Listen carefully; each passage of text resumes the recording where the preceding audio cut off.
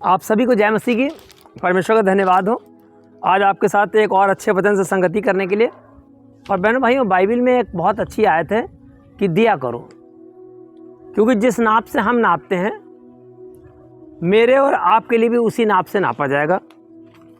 और जिस दृष्टिकोण से हम लोगों को देखते हैं उसी दृष्टिकोण से परमेश्वर मेरा और आपका न्याय करेगा। और जो हमारे कार्य हैं वो परमेश्वर के सम्मुख जो हैं प्रस्तुत होते हैं। और परमेश्वर जब हमारे न्याय का समय आएगा तो वो ये देखेगा कि हमने अपने जीवन में क्या कार्य किए और हमने अपने जीवन में दूसरों के साथ कैसा व्यवहार किया।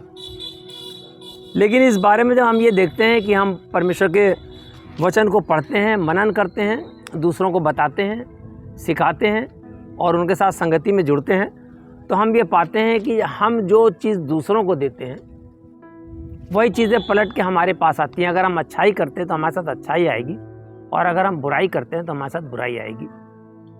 इसी तरीके से मरकुस की पुस्तक में एक जगह पर ये वर्णन आया है कि प्रभु यीशु मसीह की परीक्षा लेने के लिए फरीसियों ने और दूसरे लोगों ने प्रभु यीशु मसीह को एक सिक्का दिया और कि देखें इस सिक्के के बारे में क्या कहता है कि ये सिक्का जो है हमें कर के रूप में देना चाहिए।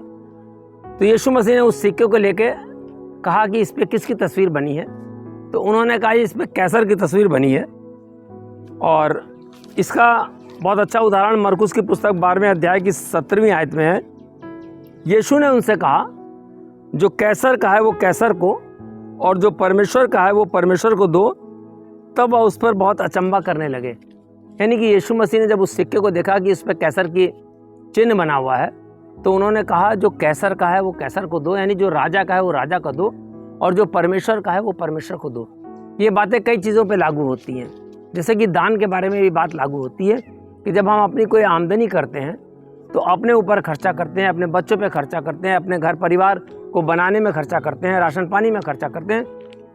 अगर उसका कुछ अंश हम परमेश्वर को देते हैं तो वो हमारे खाते में लिखा जाता है। इसके अलावा क्या है कि जो हम इस संसार में समय बिता रहे हैं, इस समय हम बिताते हैं 24 घंटे में हम तमाम काम करते हैं, मनोरंजन भी करते हैं, लोगों से मिलते जुलते भी हैं, अपने पढ़ाई लिखाई के काम भी करते हैं, अपना रोज़गार कारोबार भी करते हैं। लेकिन अगर हम उस 24 घंटे के समय में से जो परमेश्वर का समय है वो परमेश्वर को दें और जो संसार का समय है अगर वो हम संसार को दें, तो आप ये जान लीजिए कि आपका जो बैलेंस है जो आपके जीवन का है वो बराबर बना रहेगा।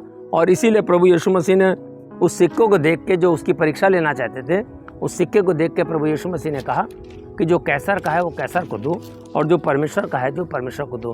तो यहाँ पर ये बात भी लागू होती है कि हम अपने जीवन में दूसरे लोगों को क्या दें। हम दूसरों के साथ अच्छाई करें। अगर हमारे माँ बाप बुजुर्ग हैं हम उनकी सेवा करें, हम अपने भाई बहनों से प्रेम रखें, हम उनको अपना प्यार दें, उनको अपना सहयोग दें, उनके साथ उठे बैठें, उनके साथ संगति करें और हर बात में परमेश्वर का धन्यवाद दें। ये धन्यवाद देना भी, जब हम परमेश्वर को धन्यवाद देते हैं तो आशीषें पलट के आती हैं। इसलिए प्रभु यीशु मसीह ने कहा कि जो कैसर का है वो कैसर को दे दो और जो परमेश्वर का है वो परमेश्वर को दो। यानी इस सांसारिक कार्य में चूँकि हम मनुष्य के रूप में पैदा हुए हैं, अपने जीवन निर्वाह को करते हुए, अपने बच्चों का पालन पोषण करते हुए और हर एक बात को अपने सांसारिक कार्यों को करते हुए प्रभु को भी समय दें, तो हम जरूर आशीषित भी होंगे। और प्रभु हमारी इस बात से खुश होगा कि जिस नाप से हम नापते हैं उसी नाप से मेरे लिए भी नापा जाएगा। और जो सत्कार्य हम दूसरों के साथ करेंगे उन्हीं सत्कार्यों के द्वारा परमेश्वर मेरा और आपका न्याय करेगा और अपने राज्य में हमें स्थान देगा। जय मसीह की।